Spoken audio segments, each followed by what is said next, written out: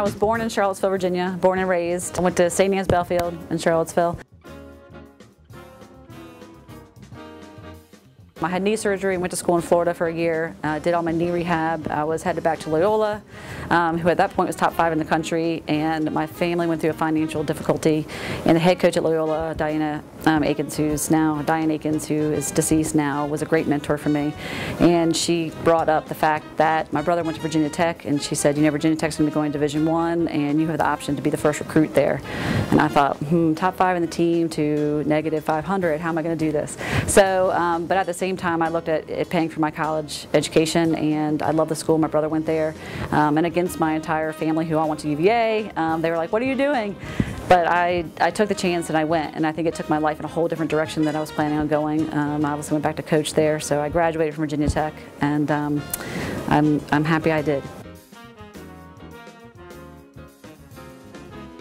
After my 5-year coaching stint at Virginia Tech, I moved to Richmond.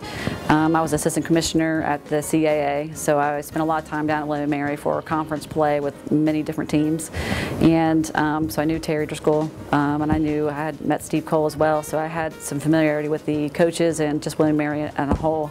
And the funny thing is, I was down here in May over Mother's Day, and I was having coffee. I was just down here with a friend for Mother's Day weekend, having a spa, whatever, and I kept thinking, why don't I ever visit William & Mary? I mean, or Williamsburg, it's beautiful down here. I ran into Terry Driscoll at the coffee shop. He's like, what are you doing here? It was like 8 o'clock in the morning.